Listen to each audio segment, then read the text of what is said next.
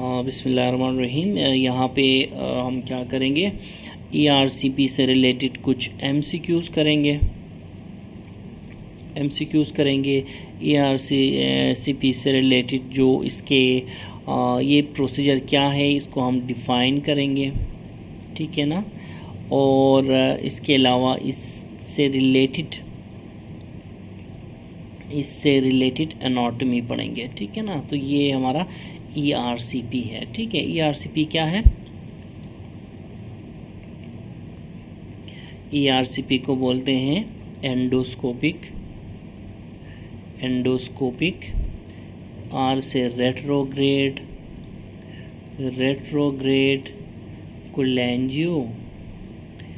कोलेंजियो पेंक्रियाटिकोग्राम बोलते हैं इसको, ठीक है।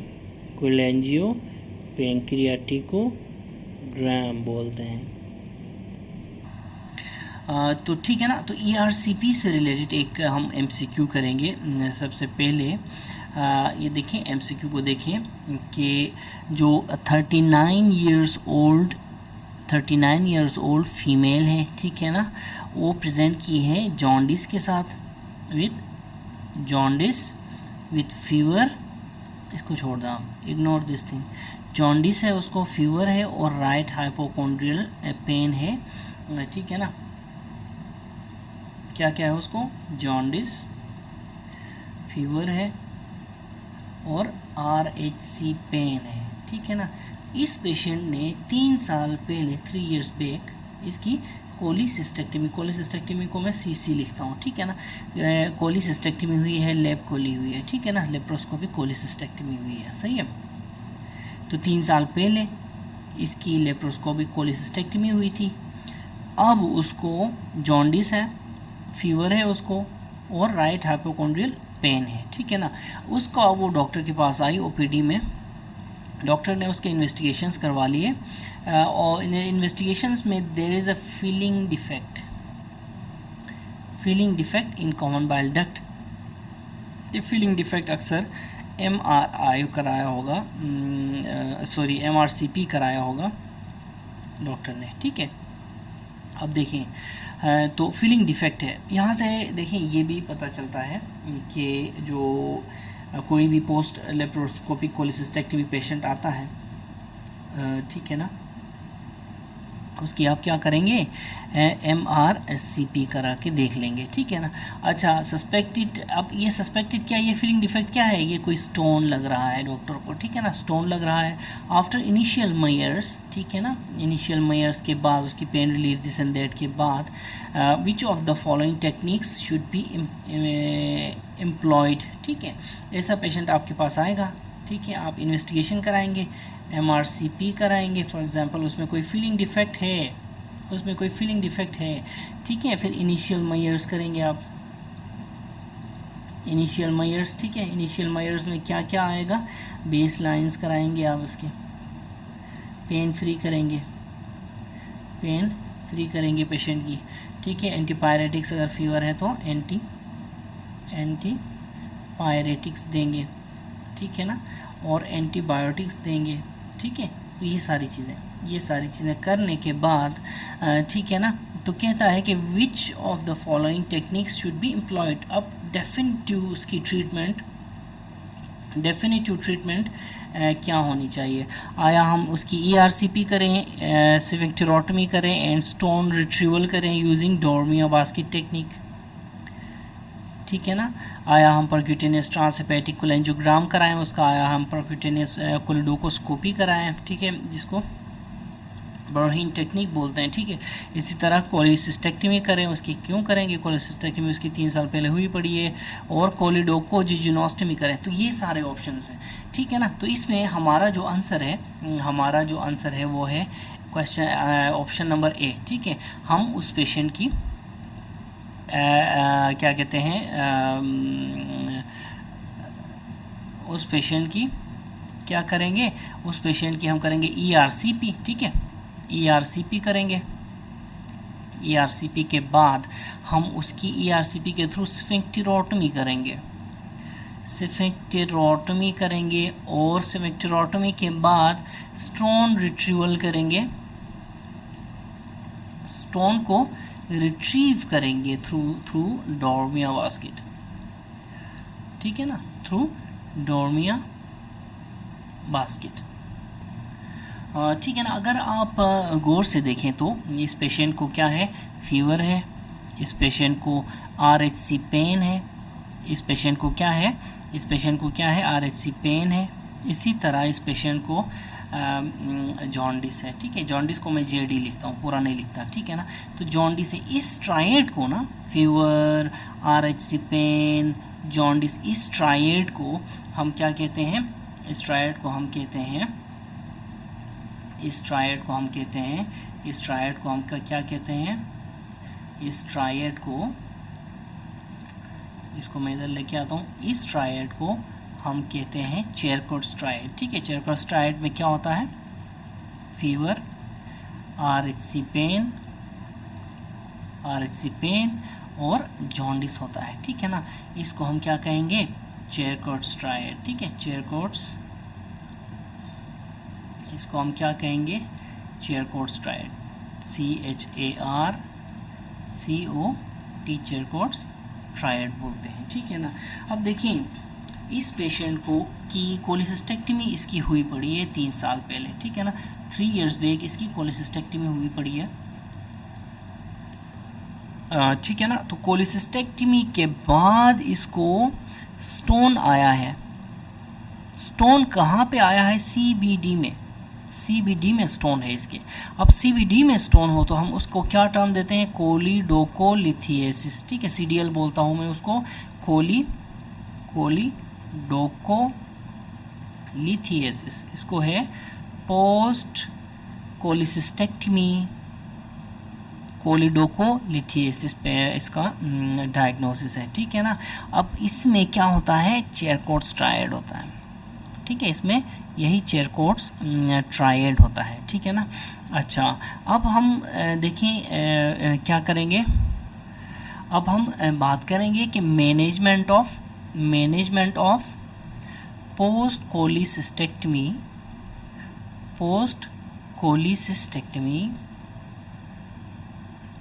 कोलिडोकोलिथिएसिस क्या है। इसमें हमारे पास क्या ऑप्शंस हैं, मैनेजमेंट ऑफ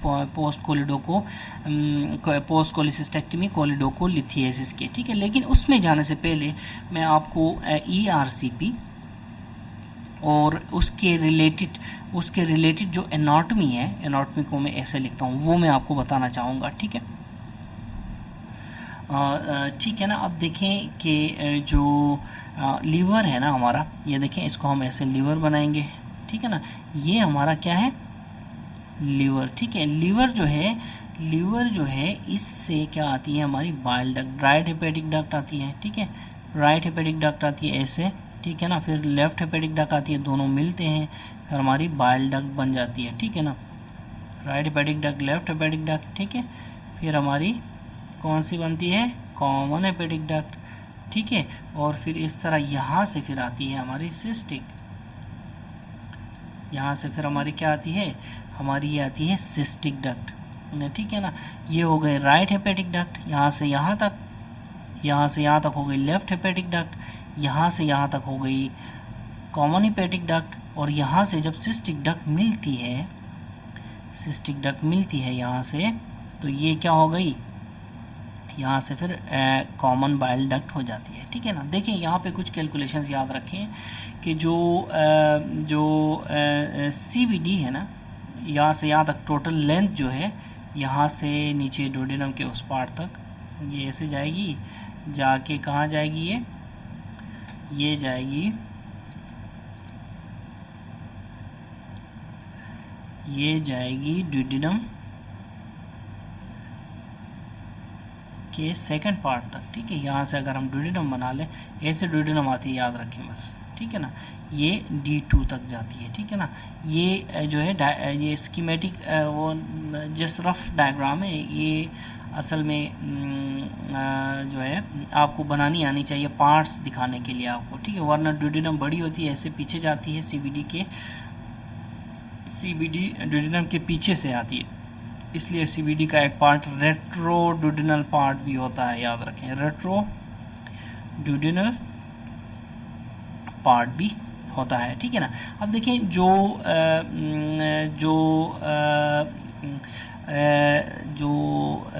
बाइल डक्ट है वो ऑलमोस्ट पूरी की पूरी 10 सेंटीमीटर होती है, ठीक है ना, 10 सेंटीमीटर होती है। उसमें से जो कॉमन हेपेटिक डक्ट है दैट इज़ 2.5 सेंटीमीटर, और जो कॉमन बाइल डक्ट है ये 7.5 सेंटीमीटर होती है, ठीक है ना। अब देखें इसको मिला लें, 2.5 7.5 इक्वल्स 10, ठीक है ना। तो ये पूरी की पूरी इसकी लेंथ है, ठीक है ना। अच्छा, जो डायमीटर है इसका, डायमीटर वो ऑलमोस्ट 6 mm होता है, ठीक है ना, 6 मिलीमीटर्स का ये डायमीटर होता है, ठीक है ना। तो ये क्या है, ये बाइल डक्ट का डायमीटर मैं आपको बता रहा हूँ, ठीक है ना, बाइल डक्ट का डायमीटर बता रहा हूँ, सही है, ठीक है ना। अब देखिए जो कॉमन हेपेटिक आर्टरी होती है, कॉमन हेपेटिक आर्टरी होती है, what the hell man, common hepatic artery जो होती है वो फिर आती है कैसे, वो आती है यहाँ से हेपेटिक आर्टरी, ठीक है ना। कॉमन हेपेटिक आर्टरी ऐसे आएगी, ऐसे करके आई, देखें जो blood supply of the liver and ये जो सिलियक ट्रंक है, सिलियक ट्रंक है, यहाँ से ये आती है जो हमारी कॉमन हेपेटिक आर्टरी, ठीक है, कॉमन हेपेटिक आर्टरी आती है। ये सारी की सारी जो डिटेल्स हमने blood supply of the liver हो गई, सिलियक ट्रंक हो गया, ये सारा के सारा हमने एनाटॉमी के चैप्टर में कम्प्लीटली डिटेल से डिस्कस किया हुआ है, ठीक है। अब कॉमन हेपेटिक आर्टरी आती है ऐसे आके एक ब्रांच इसको देती है जिसको हम राइट हेपेटिक आर्टरी बोलते हैं, और एक ब्रांच इसको देती है, इस सेगमेंट को देती है, ठीक है ना। इसको हम क्या कहते हैं, लेफ्ट हेपेटिक आर्टरी, ठीक है ना। Left hepatic artery right hepatic artery हो गई, ठीक है। देखें ये राइट साइड है, लीवर राइट साइड पे होता है, लेफ्ट साइड पे स्प्लीन होता है, ठीक है ना। तो जो इस तरफ आएगी इसको हम राइट हेपेटिक आर्टरी कहेंगे, जो इस तरफ जाएगी इसको हम क्या कहेंगे, लेफ्ट हेपेटिक आर्टरी। ये हो गई कॉमन हेपेटिक आर्टरी, ठीक है, ठीक है ना। अब आप सोच रहे होंगे कि यार पोर्टल वेन किधर है। देखें पोर्टल वेन जो है इन स्ट्रक्चर्स के बिल्कुल पीछे होती है, इन स्ट्रक्चर्स के बिल्कुल पीछे ऐसे रन कर रही होती है, ठीक है ना। ये देखें ये जो ब्लू में मैंने बनाई है ये क्या है, हमारी पोर्टल वेन है, ठीक है, ये क्या है, पोर्टल वेन, ठीक है ना। तो ये सारे का सारा पोर्टल ट्रायड है। अगर आप क्रॉस सेक्शन ले लें पोर्टल इस एरिया का, तो पोर्टल ट्रायड देखें, पोर्टल ट्रायड जो है, पोर्टल ट्रायड में क्या क्या आता है, पोर्टल ट्रायड में, पोर्टल ट्रायड अगर क्रॉस सेक्शन ले लें, इस तरह की फिगर ले लें, ठीक है ना, तो इसमें जो कॉमन बाइल डक्ट होती है ना वो देखें, ये राइट साइड है ना, मैंने कहा था ये राइट साइड है, ये लेफ़्ट साइड है, ठीक है, ये लेफ़्ट साइड, ये राइट साइड। तो common bile duct right anterior पे होगी, देखें एंटीरियर पार्ट और पोस्टीरियर पार्ट, ठीक है। तो कॉमन बाइल डक्ट कहाँ होती है, कॉमन बाइल डक्ट कहाँ होती है, राइट एंटीरियर पे, जबकि जो आर्टरी होती है कॉमन हेपेटिक आर्टरी और दिस एंड दैट, ये कहाँ होती है, ये होती है लेफ़्ट एंटीरियर पे, ठीक है ना, लेफ़्ट एंटीरियर पे। ये देखें अगर यहाँ से एक डायग्राम लें, इमेजनरी लाइन लें, तो ये राइट हेमिस्फेयर हो गया, ये लेफ़्ट हेमी बॉडी हो गई, ठीक है। तो क्या होता है, लेफ़्ट एंटीरियर पे हमारी आर्टरी, राइट एंटीरियर पे हमारी डक्ट, और पोर्टल वेन जो होती है ना वो पोस्टीरियरली लोकेटेड होती है। पोर्टल वेन, ये देखें ये जो वेन मैंने यहाँ बताया था ना पोस्टीरियरली, तो ये पोस्टीरियरली कौन होती है, पोर्टल वेन होती है, ठीक है ना। तो ये थी normal anatomy of the portal triad. अब देखें यहाँ पे मैं आपको बताऊँ, यहाँ पे जो राइट हेपेटिक आर्टरी है ना, यहाँ से एक ब्रांच आती है, इसको हम क्या कहते हैं, सिस्टिक आर्टरी, इसको हम क्या कहते हैं, सिस्टिक आर्टरी। ये जो सिस्टिक आर्टरी है ये सप्लाई करती है किसको, ये सप्लाई करती है गॉल ब्लैडर को सप्लाई करती है, ठीक है ना, ठीक है ना। तो अब ये गॉल ब्लैडर होता है, इतनी दूर नहीं होता, ये तो मैंने आपको बताने के लिए किया, ये गॉल ब्लैडर इधर होगा इस जगह में, ठीक है ना। यहाँ से फिर सिस्टिक आर्टरी आके उसमें मिलती है, तो ये फिर ये यहाँ से सिस्टिक डक्ट आके हेपेटिक डक्ट में मिलती है, ठीक है ना। तो ये सारे का सारा, इसको मैं थोड़ा सा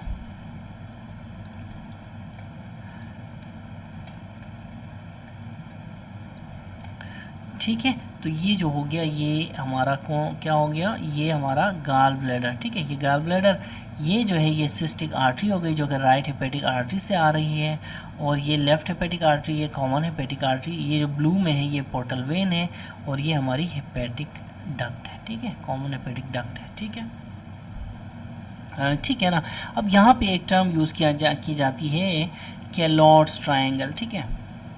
केलोस भी बोलते हैं इसको, केलॉट्स भी बोलते हैं, केलॉट्स ट्रायंगल होता है। ये एक एनाटॉमिकल ट्रायंगल है, ये मैं आपको अभी दिखाता हूँ, ठीक है ना।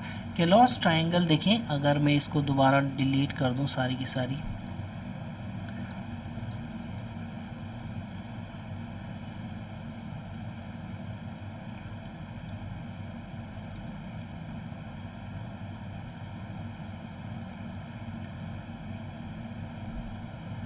ठीक है ना। तो अगर मैं इसको डिलीट करके मैं दोबारा आपको बताऊं केलॉट्स ट्रायंगल, ठीक है, केलॉट्स ट्रायंगल जो होता है, ठीक है ना, अगर दोबारा बना दूं, ये देखें, ये right side of the hepatic duct, right hepatic duct, left hepatic duct, ठीक है। यहाँ से क्या आता है नीचे, कॉमन हेपेटिक डक्ट ना, ठीक है ना। ये जो हो गई ये कौन सी हो गई, कॉमन हेपेटिक डक्ट हो गई, ठीक है ना, कॉमन हेपेटिक डक्ट हो गई, और सॉरी ये लेफ़्ट हेपेटिक डक्ट हो गई। मैंने कहा था ना राइट साइड इस तरफ है तो लेफ़्ट साइड इस तरफ होगा, ठीक है, ठीक है ना। अब यहाँ पे क्या कहते हैं, हम इसको गॉल ब्लैडर बनाऊँ, यहाँ से मैं गॉल ब्लैडर बनाऊँ, ठीक है ना, ऐसे करके गॉल ब्लैडर बनाओ। तो यहाँ पे देखें, ये जो बीच में आपको ये एक ट्रायंगल नज़र आ रहा है, ठीक है ना, ये आपको एक ट्रायंगल टाइप चीज़ नज़र आ रही है, ठीक है ना। ये जो ट्रायंगल है ना, ये जो ट्रायंगल, इसको कहते हैं हेपेटोसिस्टिक ट्रायंगल, हेपेटोसिस्टिक ट्रायंगल बोलते हैं इसको। हेपेटोसिस्टिक ट्रायंगल का एक बॉर्डर ये देखें लीवर बना रहा है, ठीक है, एक बॉर्डर कौन बना रहा है, लीवर बना रहा है, ये वाला बॉर्डर। फिर दूसरा बॉर्डर कौन बना रहा है, ये देखें ब्लैडर बना रहा है, गॉल ब्लैडर, और कौन बना रहा है साथ में, ये वाला बॉर्डर कौन बना रहा है, ये वाला बॉर्डर बना रहा है ब्लैडर और सिस्टिक डक्ट, ठीक है ना। एक तरफ ब्लैडर है, gall bladder plus cystic duct है, और दूसरी तरफ एक तरफ ये जो है ये देखें ये बना रही है हेपेटिक डक्ट, ठीक है, कौन सी, राइट हेपेटिक डक्ट, ठीक है ना। बल्कि इस डायग्राम को थोड़ा सा मैं मॉडिफाई करता हूँ, यहाँ पे मॉडिफाई करता हूँ, यहाँ पे मॉडिफाई करूँगा मैं इस डायग्राम को, ठीक है, और इस डायग्राम को मैं ऐसे बनाऊँगा, ठीक है, ऐसे करके ऐसे बनाऊँगा, ठीक है, ये राइट हेपेटिक डक्ट। तो ये जो बॉर्डर है ये हमारी कौन बनाती है, कॉमन हेपेटिक डक्ट बनाती है,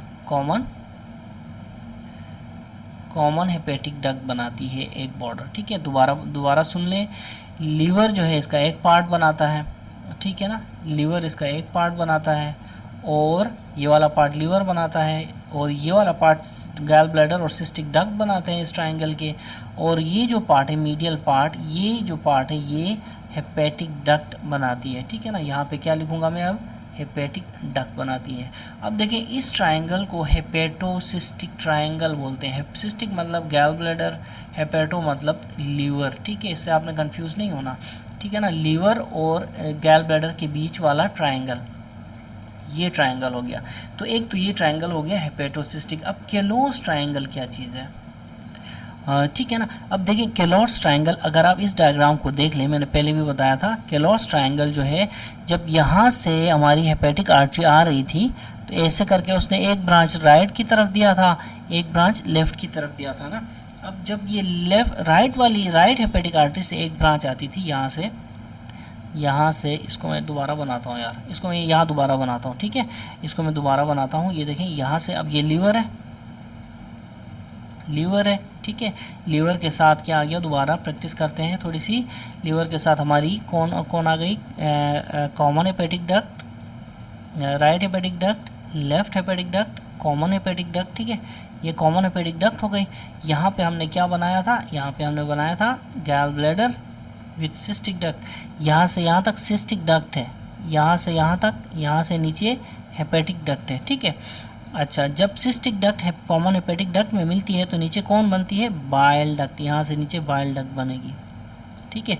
अब देखें, एक तो हो गया हेपेटोसिस्टिक ट्रायंगल, हेपेटोसिस्टिक ट्रायंगल। दूसरा है जो आर्टरी आती है ना, आर्टरी, अब इस हेपेटिक आर्टरी के बीच में से सिस्टिक आर्टरी गुजर के हेपेटोसिस्टिक ट्रायंगल को दो ट्रायंगल्स में बदल देती है और एक और ट्रायंगल बनता है इससे। उस छोटे ट्रायंगल को हम केलोस ट्रायंगल कहते हैं, केलोस ट्रायंगल बोलते हैं, ठीक है।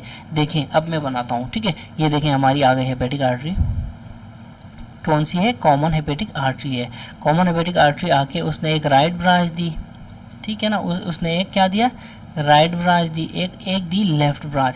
राइट ब्रांच से एक ब्रांच आती है, राइट ब्रांच से एक आर्टरी आती है, इसको क्या कहते हैं हम, सिस्टिक आर्टरी, जो कि गॉल ब्लैडर को सप्लाई करती है। ये आर्टरी ऐसे आके ना जो ट्रायंगल बनाती है। अब ये जो ट्रायंगल बना है इसको हम क्या कहते हैं, ये ट्रायंगल, इसको हम केलोस ट्रायंगल बोलेंगे, ठीक है, केलोस ट्रायंगल। केलोस ट्रायंगल में देखिए एक तरफ सिस्टिक आर्टरी है, एक तरफ क्या है, सिस्टिक आर्टरी है, यहाँ पे देखें। दूसरा बॉर्डर इसका gall bladder plus cystic duct है, और तीसरा बॉर्डर कॉमन हेपेटिक डक्ट है, ठीक है, कॉमन हेपेटिक डक्ट। ये जो तीन बॉर्डर्स हैं केलोस ट्रायंगल के होते हैं, ठीक है। याद रखें, आपको पता होगा केलोस ट्रायंगल में हम लेप्रोस्कोपिक कोलिसिस्टेक्टमी के दौरान इसकी डाइसेक्शन करते हैं, ठीक है, केलोस ट्रायंगल की डाइसेक्शन करते हैं, तो ठीक है ना। तो हेपेटोसिस्टिक ट्रायंगल को और केलोस ट्रायंगल को आपने कंफ्यूज नहीं होना इन दोनों के बीच में। हेपेटोसिस्टिक ट्रायंगल एक बहुत बड़ा ट्रायंगल है, ठीक है। इस ट्रायंगल के, हेपेटोसिस्टिक ट्रायंगल के बीच में एक केलोस ट्रायंगल होता है, ये छोटा सा ट्रायंगल है, ठीक है। दोनों के दोनों में फ़र्क है और दोनों कंफ्यूज होते हैं अक्सर स्टूडेंट, ठीक है ना।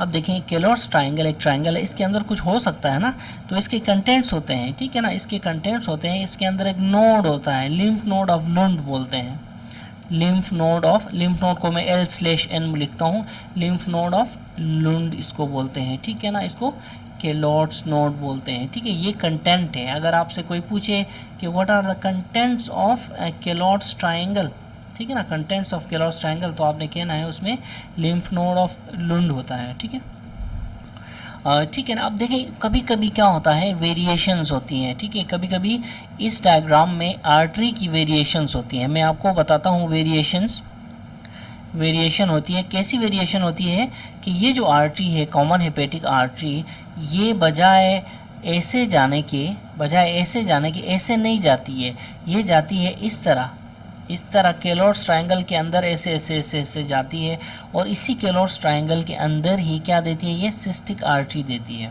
तो ये टॉर्शियस कोर्स होता है कॉमन हेपेटिक जो है आर्टरी का, ठीक है ना। इस कोर्स को हम क्या कहते हैं, मोयनीहांस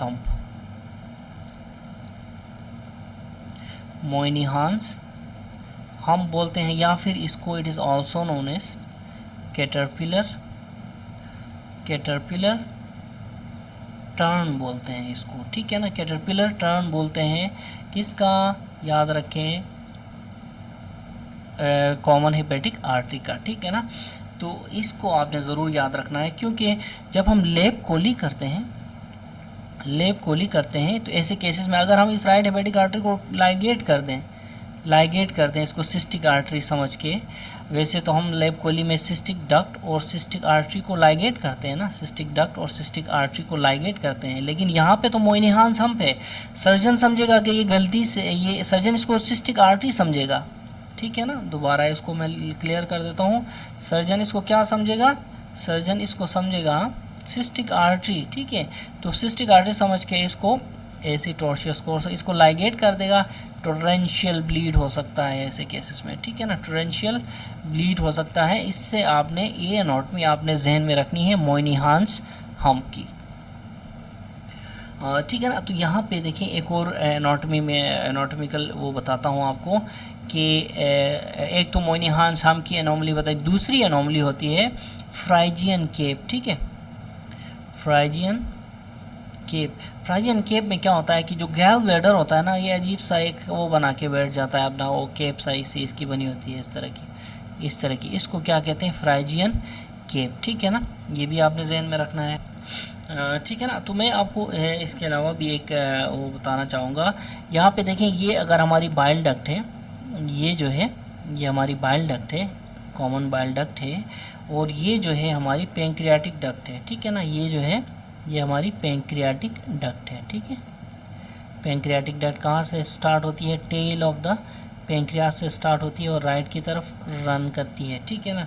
ये जब दोनों मिलते हैं यहाँ पे, ठीक है ना, यहाँ पे देखें ये दोनों मिल रहे हैं, इस जगह में फिर क्या बनती है हमारी, ठीक है ना। इस जगह में ये एम्पुला ऑफ वेटर है। एम्पुला ऑफ वेटर में जो होता है ना, स्फिंक्टर ऑफ ओडीआई होता है, याद रखें। स्फिंक्टर ऑफ ओडीआई, SOO, इसको मैं क्या बोलता हूँ, स्फिंक्टर ऑफ ओडीआई, ठीक है। ये होता है स्फिंक्टर ऑफ ओडी होता है। ये स्फिंक्टर ऑफ ओडी जो होता है, दिस इज, ये एक स्फिंक्टर नहीं होता, याद रखें। It is composed of 4 sphincters. 4, एक स्फिंक्टर यहाँ पे होता है, ठीक है ना। ये जो स्फिंक्टर मैंने बताया, एक स्फिंक्टर यहाँ पे होता है, इसको क्या कहते हैं? स्फिंक्टर एम्पुले बोलते हैं। एक स्फिंक्टर यहाँ पे होता है, इसको हम क्या बोलते हैं? स्फिंक्टर पैंक्रियाटिकस।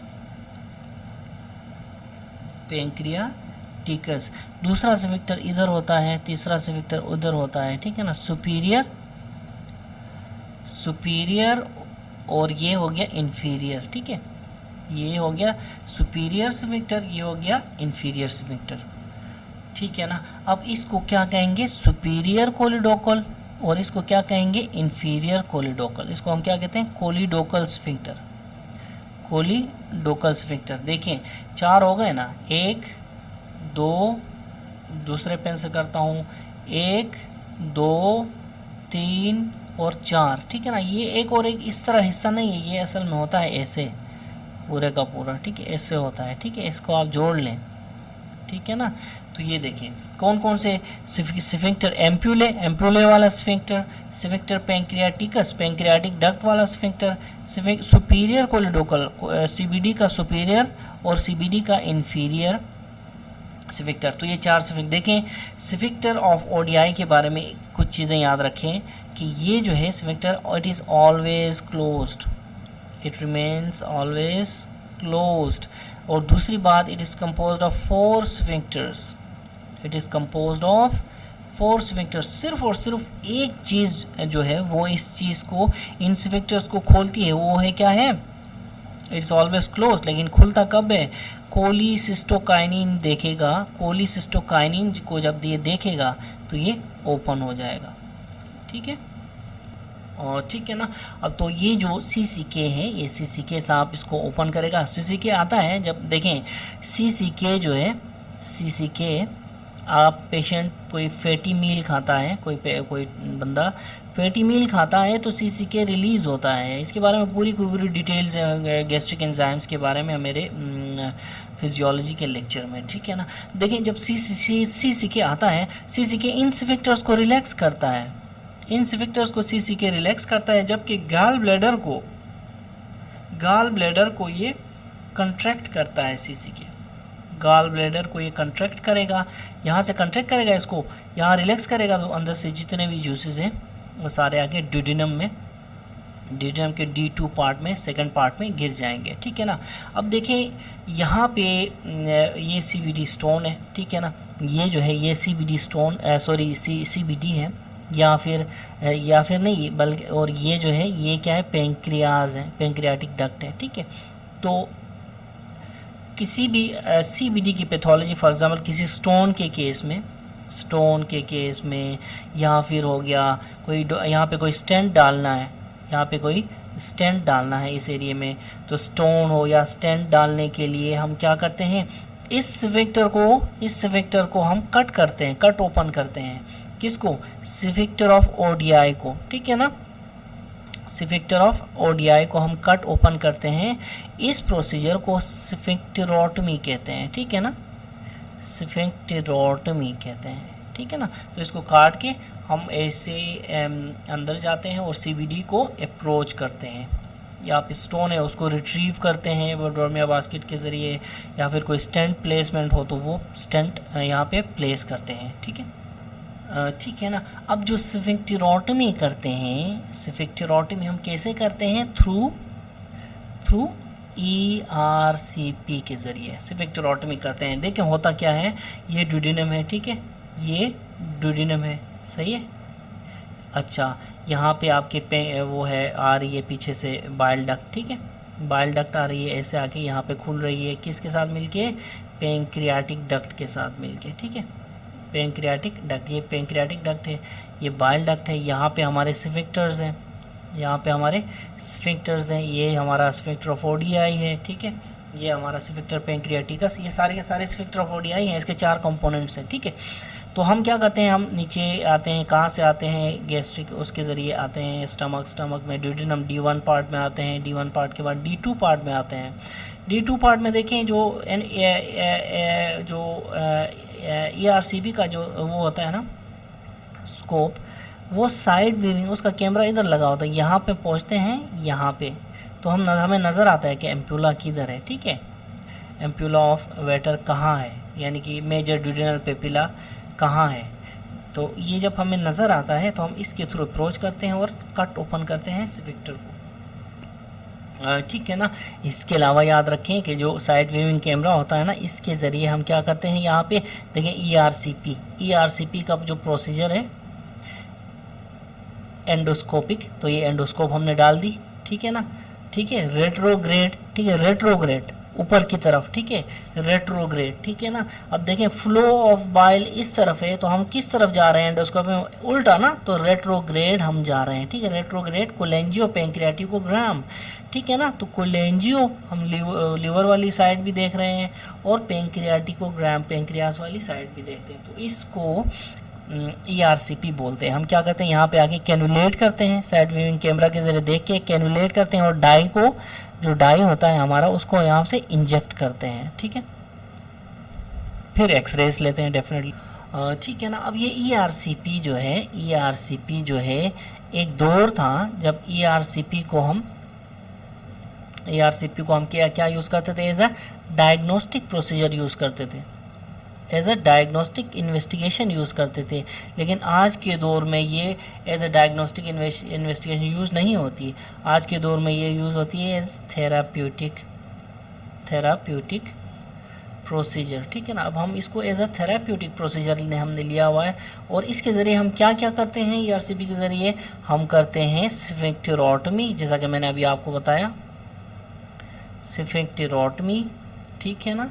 ये इसी तरह रिमूवल ऑफ स्टोन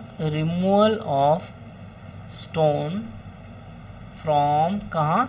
CVD से स्टोन रिमूव करने के लिए हम यूज़ करते हैं। इसी तरह ठीक है, इसी तरह हम क्या करते हैं? स्टेंट डालने के लिए, ठीक है ना, स्टेंटिंग जिसको बोलते हैं, स्टेंटिंग। अब ये स्टेंटिंग हम कहाँ कहाँ करते हैं, ये देखें, हम यहाँ पे जो है कहाँ करते हैं स्टेंटिंग? हम पेंक्रियाटिक डक्ट में भी स्टेंट डाल सकते हैं, ठीक है ना, यूँ करके, और कॉमन बाइल डक्ट में भी हम स्टेंट डाल सकते हैं यूँ करके। तो स्टेंटिंग किस चीज़ की स्टेंटिंग किस चीज़ की स्टेंटिंग हो गई? यहाँ पे स्टेंटिंग हो गई, stenting of common bile duct और स्टेंटिंग ऑफ पेंक्रियाटिक डक्ट के लिए, ठीक है ना।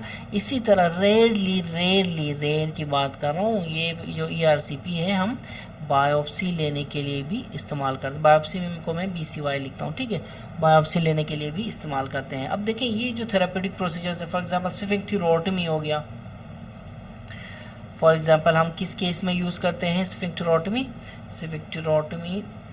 हम यूज़ करते हैं, ठीक है ना। तो बायोप्सी देखें, ये स्फिंक्टेरोटमी जो है, ये जो है for example sphincter of ODI dyskinesia एक कंडीशन होती है। फॉर एग्जांपल देखें, कभी कभी क्या होता है कि आपका गैल ब्लैडर तो कंट्रैक्ट हो रहा होता है ठीक से, लेकिन आपका स्फिंक्टर रिलैक्स नहीं हो पा रहा है, ठीक है ना, ये इसीलिए यहाँ से फिर बाइल नीचे नहीं आ रहा पाता है। तो उस केस में हम ERCP करते हैं, साइड वेविंग कैमरा के ज़रिए स्फिंक्टर काट देते हैं, ठीक है ना। ठीक है, तो ये स्फिंक्टर ऑफ ओडियाई डिस्काइनेसिया की जो ट्रीटमेंट ऑफ चॉइस है ना, ये स्फिंक्टेरोटमी है, ठीक है ना। स्फिंक्टेरोटमी को मैं ऐसे लिखता हूँ, ठीक है। इसी तरह removal of stone from the CBD में स्टोन है, इधर है CBD में स्टोन है तो भी हम साइड व्यूइंग कैमरे के ज़रिए पहले देखें, चुपके से स्टोन खींच तो नहीं सकते, हम स्फिंक्टेरोटमी करेंगे फिर स्टोन को हम बाहर निकाल लेंगे, ठीक है ना। तो हम भी क्या करते हैं, we do sphincterotomy then remove the stone with, ठीक है, डोर्मिया बास्केट के ज़रिए, ठीक है। इसी तरह स्टेंटिंग में भी बड़ा अहम रोल है ERCP का, ठीक है। अब देखें ERCP की कॉम्प्लिकेशंस पूछी जाती हैं कभी कभी, ठीक है। ERCP की कॉम्प्लिकेशंस, इंडिकेशंस आपको बताई मैंने, ठीक है। अब कॉम्प्लिकेशंस की बात करें, ठीक है ना। तो देखें ERCP जो है डेफिनेटली एक इन्वेसिव प्रोसीजर है, जैसा कि मैंने आपको इसका मेथड बताया। अब जो इन्वेसिव प्रोसीजर होता है उसकी कॉम्प्लिकेशंस भी होती हैं, ठीक है ना, कॉम्प्लिकेशंस भी होती हैं। तो इसके ERCP के इनॉर्मस कॉम्प्लिकेशंस हैं। देखें ERCP induced acute pancreatitis, this is the, अगर मोस्ट कॉमन जो कॉम्प्लिकेशन पूछे तो आपने कहना है ERCP induced acute pancreatitis, almost 5% of the 100 में से 5 को तो ये हो जाता है, याद रखें, ठीक है। इसी तरह ब्लीडिंग हो सकती है, इसी तरह ड्यूडिनल परफोरेशन हो सकता है, उस जगह में हम जाते हैं, ड्यूडिनम कैमरा हम कहाँ डालते हैं, कैमरा हम ड्यूडिनम में ही तो डालते हैं, ठीक है। इसी तरह फिर कोलेंजाइटिस जो है कोलेंजाइटिस 0.1 to 0.5% केसेस में होता है और patients die, 0.1 to 0.5% patients die due to cholangitis after ERCP। ये आपने इंपॉर्टेंट पॉइंट है, ये याद रखने हैं। तो ये तो ERCP की कॉम्प्लिकेशंस थी, ठीक है। अब मैं आपको क्या बता रहा था, मैं आपको बता रहा था मैनेजमेंट ऑफ, इसको थोड़ा माइनस करते हैं, ठीक है, इसको माइनस करते हैं। मैं आपको बता रहा था मैनेजमेंट ऑफ पोस्ट कोलिसिस्टेक्टमी कोलिडोकोलिथियासिस, ठीक है। मैं क्या बता रहा था, मैनेजमेंट ऑफ पोस्ट कोलिसिस्टेक्टमी कोलिडोकोलिथियासिस। अब देखें इसमें सबसे पहले सपोर्टिव मेजर्स लेने हैं आपने, ठीक है ना। आपने क्या करने हैं, सपोर्टिव मेजर्स लेने हैं। सपोर्टिव मेजर्स में रिहाइड्रेशन करानी, पेशेंट को रिहाइड्रेट करना है आपने, पेशेंट को रिहाइड्रेट करना है, ठीक है ना। एक बात, to prevent hepato renal syndrome, यहाँ देखें हेपेटो रीनल सिंड्रोम जो है इसको प्रिवेंट करने के लिए आपने अच्छे से पेशेंट को रिहाइड्रेट करना है, ठीक है। एक बात हो गई, ठीक है। दूसरी बात, एक बात क्या हो गई, सपोर्टिव और रिहाइड्रेशन, ठीक है, रिहाइड्रेशन करेंगे, ठीक है ना, to prevent hepato renal syndrome. दूसरी बात क्या है, दूसरी बात है कि ब्लड ग्लूकोज लेवल मॉनिटरिंग, ठीक है ना, ब्लड ग्लूकोज लेवल मॉनिटरिंग, ठीक है ना। मॉनिटरिंग हम क्यों करेंगे कि कहीं पेशेंट को हाइपोग्लाइसीमिया ना हो, ठीक है। और नंबर तीसरे पे हम फिलहाल क्या कर रहे हैं, हम सपोर्टिव मेजर्स, इसको हम किसका नाम देंगे, इसको हम नाम देंगे a supportive measures, rehydration, very well rehydration, blood glucose level monitoring. इसी तरह थर्ड पे हमारे पास है PTA-PTT करेक्शन, PTA-PTT जो है इसकी करेक्शन करेंगे, कैसे करेंगे, विटामिन K देंगे, विटामिन K दे के, और या फिर अगर रैपिड करेक्शन चाहिए तो हम उसको FFPs देंगे। विटामिन K के बारे में, FFPs के बारे में मेरे लेक्चर्स में नोट्स मौजूद हैं, आप देख सकते हैं, बहुत अच्छी तरह आपको समझ में आ जाएगी उसकी सारी की सारी डिटेल, ठीक है। फोर्थ पॉइंट कौन सा है सपोर्टिव मेजर्स में, एडमिनिस्ट्रेशन ऑफ एंटीबायोटिक्स देंगे। एंटीबायोटिक्स देने का हमें क्या फ़ायदा होगा, पेशेंट असेंडिंग कोलेंजाइटिस नहीं होगी, पेशेंट को असेंडिंग कोलेंजाइटिस से बचा जा सकेगा, ठीक है, असेंडिंग कोलेंजाइटिस से पेशेंट बच जाएगा, ठीक है ना। तो ये ब्रॉड स्पेक्ट्रम एंटीबायोटिक्स होंगी, ठीक है। और जो है अगर पेशेंट को असेंडिंग कोलेंजाइटिस हुआ है तो भी इसको काउंटर करेंगी ये एंटीबायोटिक्स, ठीक है। तो ये तो थे supportive measures. Once the supportive measures are done, हम क्या करेंगे बी पे, ये तो ए था ना, तो बी पे हम क्या करेंगे, हम ERCP स्टोन रिट्रीवल करेंगे, ठीक है। ERCP करेंगे पेशेंट की, उसमें स्टोन रिट्रीवल करेंगे। ERCP के बाद हम स्टोन रिट्रीवल करेंगे पेशेंट की, याद रखें, ठीक है ना। अच्छा देखिए रिसस्टेशन हो गई, ठीक है, रिसस्टेशन हो गई, रिसस्टेशन हो गई होने के बाद ठीक है, जो बिलियरी जो ठीक है ना, बिलियरी जो ऑब्स्ट्रक्शन है ना, इसको रिलीव करना बहुत ज़रूरी है। अब हम क्या करना चाह रहे हैं, बिलियरी ऑब्स्ट्रक्शन को, क्योंकि स्टोन है ना CVD में, बिलियरी ऑब्स्ट्रक्शन को रिलीव करना है। इस रिलीव करने के लिए हम ERCP करेंगे। ERCP के थ्रू वही सारी बात, ड्यूडेनम में जाएंगे, ड्यूडेनम में जाके क्या करेंगे, कैमरा डालेंगे, कैमरा ड्यूडेनम तक जाएगा, साइड वेविंग कैमरा होता है, वहाँ से पहले पेपिलोटोमी कहेंगे। ड्यूडेनम में पेपिला ड्यूडेनम, याद रखें, papilla are in the duodenum, papilla are in the duodenum, ठीक है ना, जबकि जो sphincter is in the ducts, ठीक है ना, स्फिंक्टर जो है, स्फिंक्टर जो डक्ट्स पे है। अब देखें जो पेपिला है ना, पेपिला है, यहाँ से देखें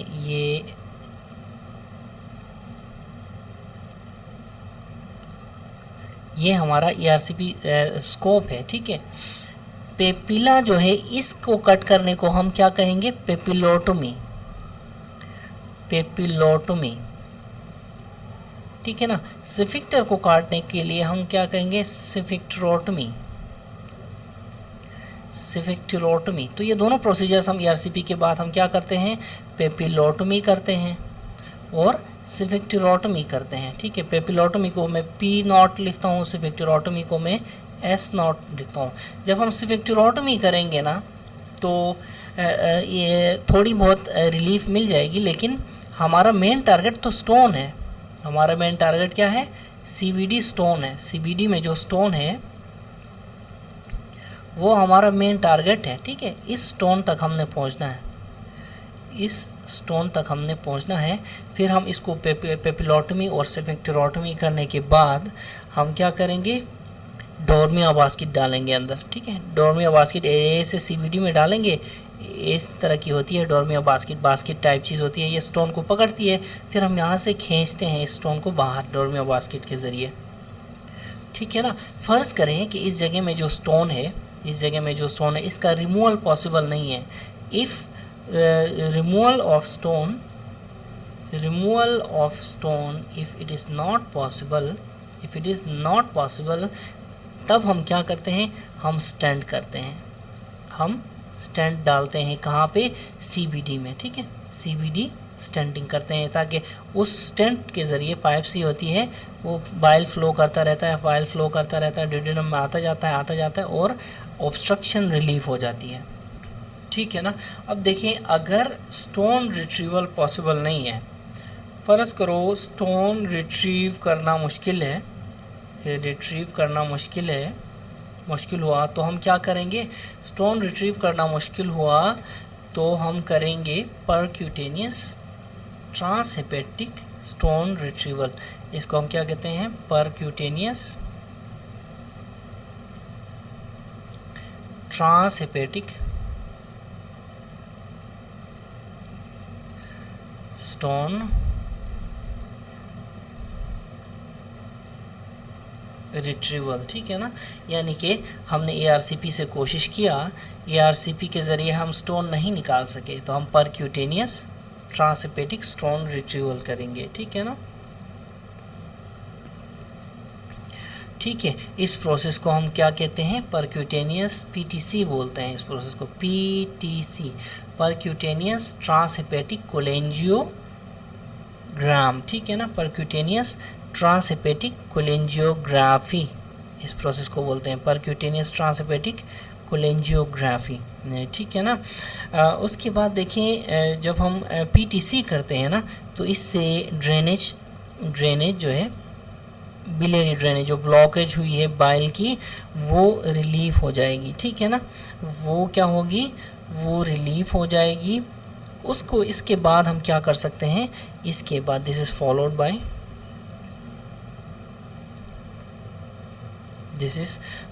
bye introduction of percutaneous choledochoscope, ठीक है ना। हम क्या इंट्रोड्यूस करते हैं, परक्यूटेनियस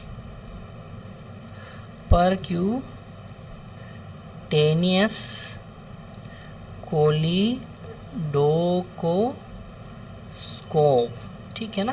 तो it is followed by percutaneous choledochoscope introduction, we introduce it in the biliary tree, ठीक है।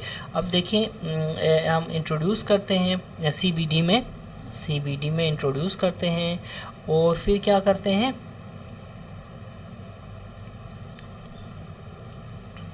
ठीक है, फिर हम स्टोन को उसी ट्रैक से, जिस ट्रैक से हम पीटीसी किया था, पीटीसी हमने जिस ट्रैक से किया था उसी ट्रैक से हम स्टोन को फिर रिट्रीव करते हैं कोलिडोको स्कोप के ज़रिए, ठीक है ना। तो ये हमारे पास थर्ड ऑप्शन था, ठीक है ना। नेक्स्ट जो डी है, फोर्थ ऑप्शन, फिर हम क्या कर सकते हैं, ओपन प्रोसीजर्स कर सकते हैं, ठीक है, ओपन प्रोसीजर्स कर सकते हैं। देखिए ओपन प्रोसीजर्स हम क्यों कब कर सकते हैं, जब मल्टीपल स्टोन्स हो, ठीक है ना, या फिर सीबीडी की जो डायमीटर है, सीबीडी ज़्यादा डायलेटेड हो, ठीक है, सीबीडी ज़्यादा डायलेटेड, फॉर एग्जांपल कितना डायलेटेड हो, ग्रेटर देन 2 सेंटीमीटर की डायलेटेशन हो सीबीडी की, या फिर मल्टीपल स्टोन्स हो, तो हम क्या करते हैं, ओपन सर्जिकल प्रोसीजर्स अपनाते हैं। अब इस ओपन सर्जिकल प्रोसीजर्स में हमारे पास क्या क्या ऑप्शंस हैं, कोलिडोको ड्यूडेनोस्टमी हम कर सकते हैं, कोलिडोको ड्यूडेनोस्टमी हम कर सकते हैं। इसी तरह इसको मैं क्या लिखता हूँ, कोलिडोको ड्यूडेनोस्टमी कर सकते हैं। ट्रांसड्यूडेनल या फिर ट्रांसड्यूडेनल स्फिंक्टरोप्लास्टी कर सकते हैं, TDSP, ठीक है। इसको मैं क्या बोलता हूँ, ट्रांसड्यूडेनल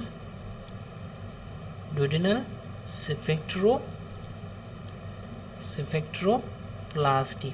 तो ये ऑप्शन है हमारे पास किस चीज़ के, जो CBD में जो स्टोन आता है पोस्ट कोलिसिस्टेक्टमी, ठीक है, क्या है, management of post cholecystectomy choledocholithiasis. Thank you.